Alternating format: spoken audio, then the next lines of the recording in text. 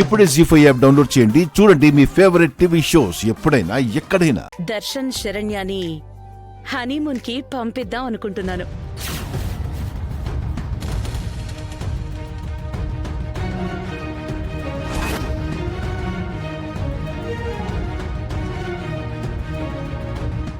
దర్శన్ శరణ్యల హనీమూనా? ఆనంద, ఆలోచన మంచిదే, కానీ ప్రస్తుతం వాళ్ళిద్దరి మధ్య ఉన్న గ్యాప్. ఆ గ్యాప్ వాళ్ళిద్దరి మధ్య నుంచి పోవాలనే ఈ అవకాశాన్ని సద్వినియోగం చేయాలన్నదే నా ఆలోచన. అక్క, నువ్వేమంటావ్? నీది చాలా చక్కటి ఆలోచన ఆనంద. భార్యాభర్తల మధ్య మనస్పర్ధలు కేవలం నీటి బుడగల్లాంటివే. ఒకరినొకరు ఏకాంతంగా అర్థం చేసుకునే సమయం వాళ్ళకి వస్తేనే కదా ఆ అపార్థాలు పోయి అన్యోన్యత ఏర్పడుతుంది. ఆనంద, ఏది జరిగినా మన మంచికే అంటారు. ఇది అలాగేనేమో. రోహిత్ వాళ్ళు వెళ్లాల్సిన ప్రోగ్రాం క్యాన్సిల్ కావడం, దర్శన్ శరణ్యాలు ఒకటవడానికేనేమో. ఎలాగైతేనే మనందరికీ కావలసింది మన పిల్లలు కలకాలం సంతోషంగా ఉండడమే. వీళ్ళేంటి వరద ముంపు మీద పడ్డట్టు మూకుమ్మడిగా దర్శన్ శరణ్యల్ని కలిపేసేలాగా ఉన్నారే? అత్తయ్య గారు, మీ ఐడియా చాలా గొప్పగా ఉందండి.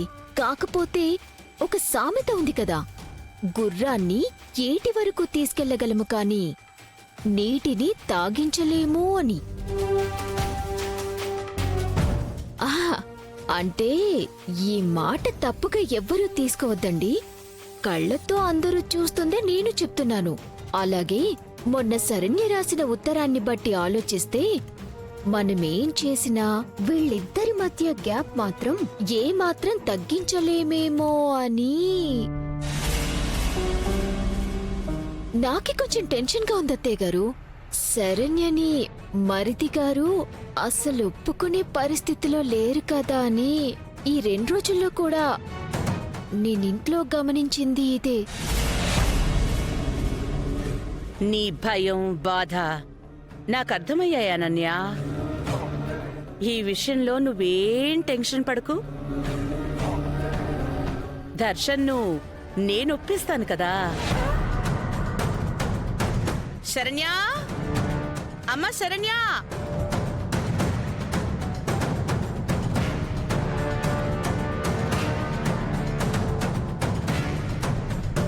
ఏంటత్తయ్యా? నీకు హనీమూన్కి వెళ్ళడం ఇష్టమే కదా?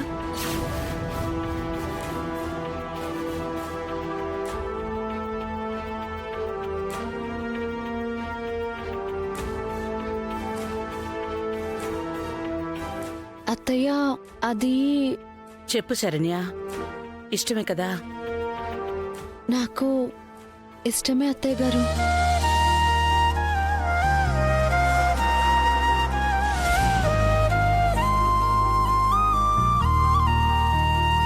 జీ5 యాప్ డౌన్లోడ్ చేసి అన్ని ఎపిసోడ్స్ పూర్తి ఉచితంగా చూడండి.